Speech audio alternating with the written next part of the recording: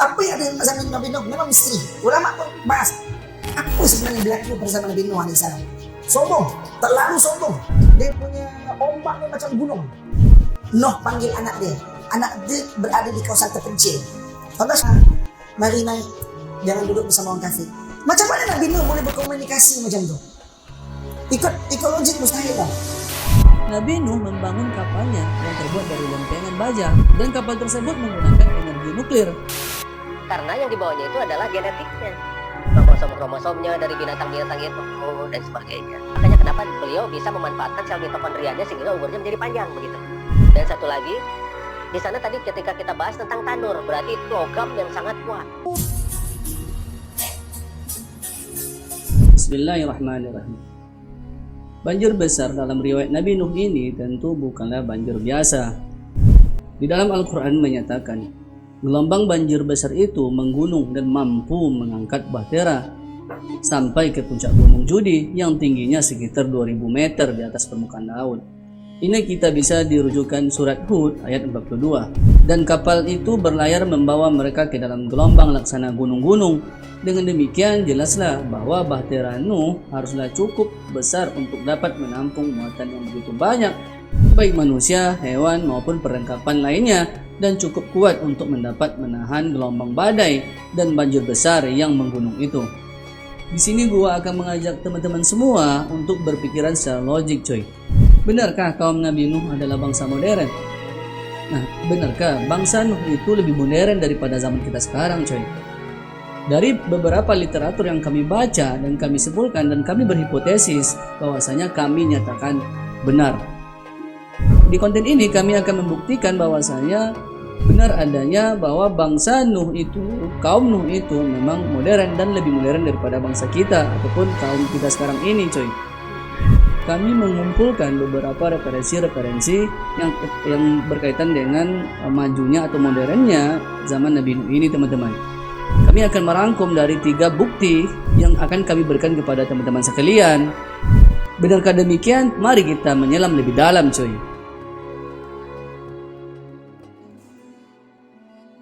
Kami merangkumnya mengenai umur dan kapasitas otak manusia pada zaman Nuh ini.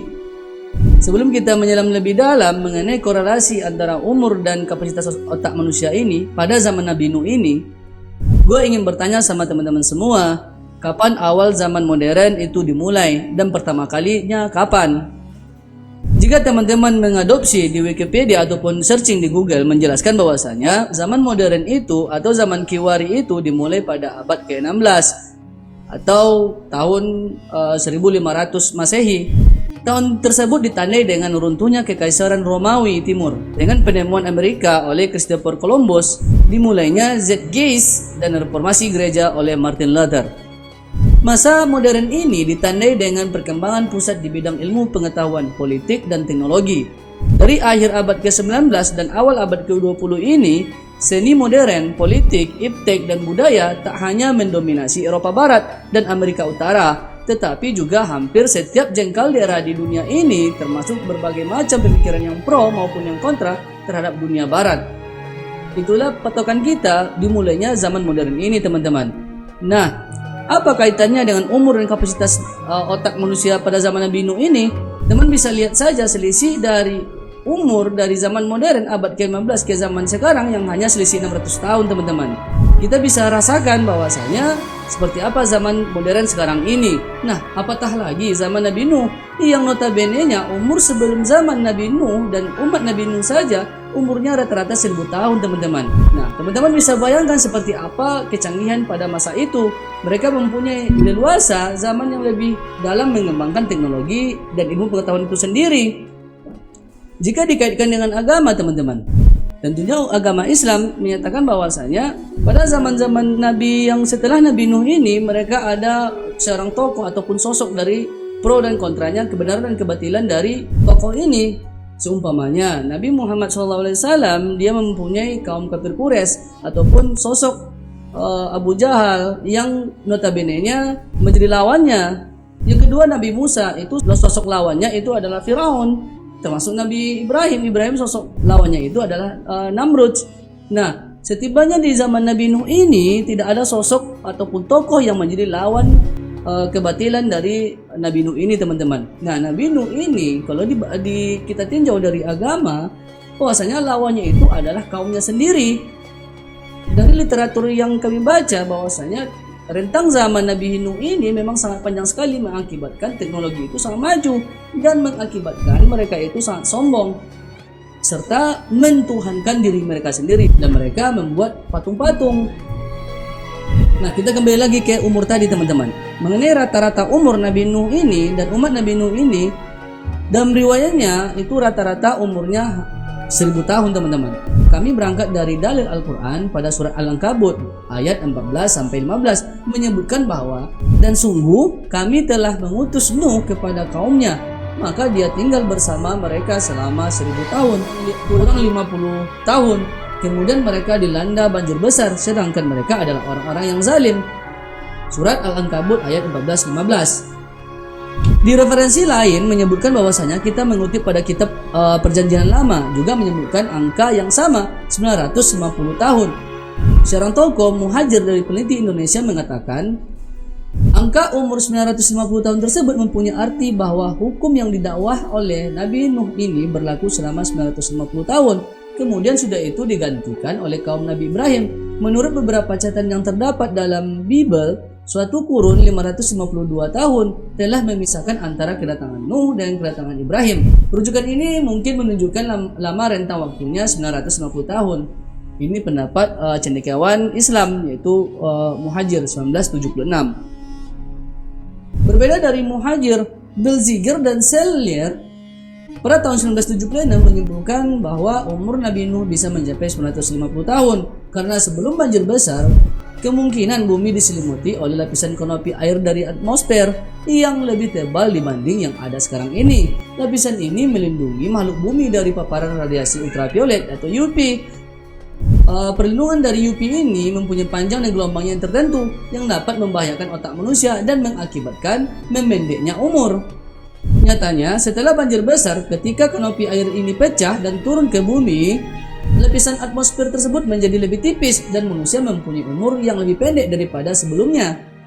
Hal ini juga berkaitan dengan surat Al-Qamar ayat 12, disebutkan bahwa air itu berasal dari pintu-pintu langit yang dibuka oleh Allah. Nah, apa yang dimaksud dengan pintu-pintu langit? Tidak ada penjelasan tentangnya. Belziger dan Sellier 1976 tersebut mengutip pendapat Donald Patton dalam bukunya yang judulnya Satanism from Space, menyatakan bahwa kemungkinan besar sebelum kejadian banjir besar ini, bumi diselimuti oleh lapisan kanopi air dalam jumlah yang besar. Hujan yang menyebabkan banjir besar tersebut diperkirakan sebagai akibat dari hancurnya lapisan kanopi air itu. Mungkin yang dimaksud dengan dibukakannya pintu-pintu langit itu adalah dihancurkannya lapisan kanopi air itu. Wallahu a'lam bishawab. Sebelum dibukakan pintu langit tersebut, dalam riwayat masyhurnya dikisahkan Nabi Nuh alaihissalam yang diperintah oleh Allah Subhanahu wa taala untuk membuat kapal. Ketika proses pembuatan kapal itu, Nuh alaihissalam mendapat ejekan dari kaumnya yang membangkang.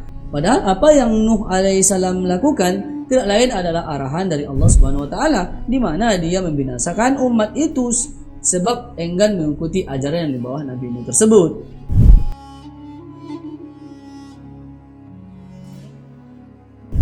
Bukti kedua yang kami paparkan bahwa bangsa Nabi Nuh ini adalah bangsa modern adalah kita bisa melihat video berikut ini, teman-teman. Di sana tadi ketika kita bahas tentang tanur, berarti itu logam yang sangat kuat. Dan disebutkan bukan kapal, tapi bahtera. Kalau bahtera itu tidak berbentuk kapal, bisa saja berbentuk kapsul. Dari video tersebut, gua ingin bertanya kepada teman-teman, benarkah kapal Nabi Nuh itu dari logam?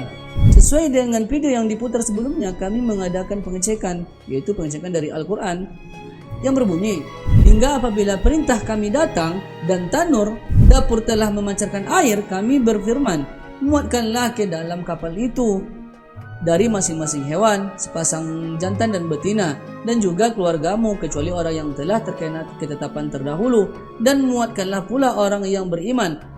Ternyata orang-orang beriman yang bersama dengan Nuh hanya sedikit. Itu surat Hud ayat 40. Kita menyerati Al-Quran ini dari kata-kata pertamanya, teman-teman, yaitu yang berbunyi, hingga apabila perintah kami datang dan tanur. Tanur itu adalah suatu alat sejenis oven berukuran besar, berupa ruangan dengan penyekat thermal yang dapat dipanaskan hingga mencapai suhu tertentu. untuk menyelesaikan tugas atau proses tertentu seperti pengeringan, pengerasan, atau perubahan kimiawi. Berbagai industri dan perdagangan memanfaatkan berbagai jenis dan bentuk tanur. Misalnya, untuk mengelola tanah liat menjadi gerabah, batu bata, keramik, dan lain sebagainya.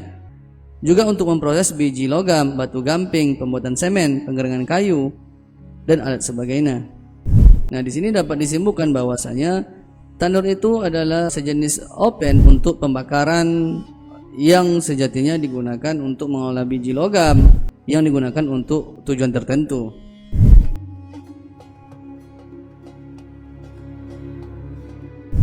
Berarti mematahkan asumsi selama ini bahwasanya kapal Nabi Nuh itu terbuat dari kayu. Betapa hebatnya pada zaman itu ada kapal yang terbuat dari logam. Dan ini membuka mata kita. Nah, dari referensi yang lain juga kita mengutip dari seorang Yapus, adalah peneliti dari Turki. Beliau juga mengklaim Nabi Nuh membangun kapalnya yang terbuat dari lempengan baja dan kapal tersebut menggunakan energi nuklir. Katanya begini, saya seorang ilmuwan dan saya berbicara atas nama ilmu pengetahuan. Yapus menegaskan seperti itu. Ketika pembuatan bahtera ini rampung, seperti pada surat Hud ayat 41, Nabi Nuh memberi titah kepada orang dan hewan-hewan untuk menaikinya, dan ia mengingatkan kepada mereka untuk menyebutkan nama Allah saat sepanjang berlayar, juga saat ketika akan berlabuh nantinya, sebab kekuasaan hanya milik Allah Subhanahu wa taala dan mutlak. Dialah Allah yang mampu menyelamatkan dan melindungi hamba-hambanya. Setelah teman-teman mengecek dari dua bukti tersebut, apa tanggapan teman-teman? Nanti tulis saja di kolom komentar.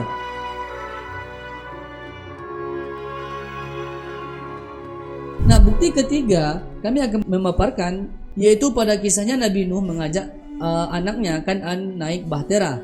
Ketika Nabi Nuh mengumpulkan seluruh umatnya, beliau teringat akan putra tertuanya, yaitu Kan'an. Beliau meminta agar Kan'an ini naik ke bahtera bersama pengikutnya yang lain. Namun, dengan angkuhnya, Kan'an justru menolak dan tetap pada pendiriannya dan tidak ingin beriman kepada Allah Subhanahu wa taala.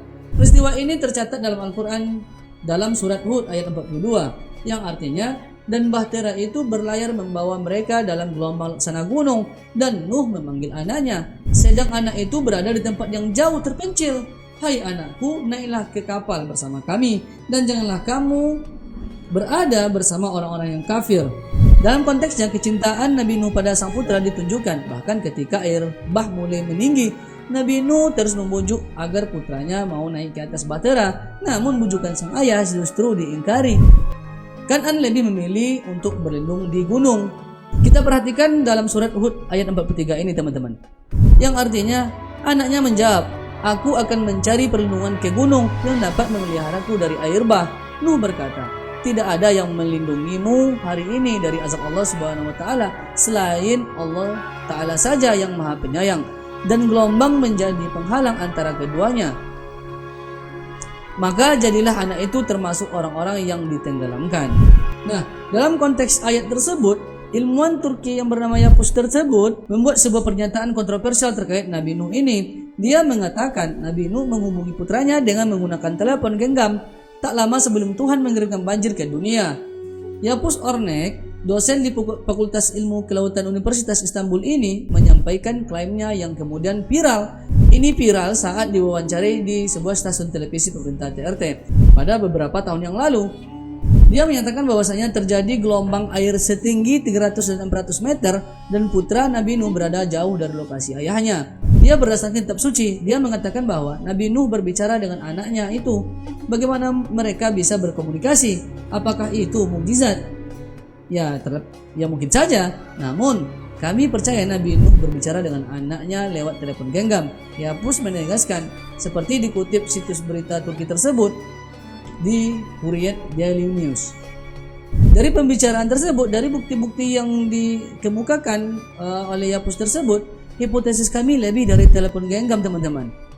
Kami berhipotesis lebih menekankan suatu alat komunikasi yang lebih canggih daripada telepon genggam, karena pada ayat Al-Quran ini menjelaskan, hai anakku, naiklah ke kapal bersama kami dan janganlah kamu berada bersama orang yang kafir.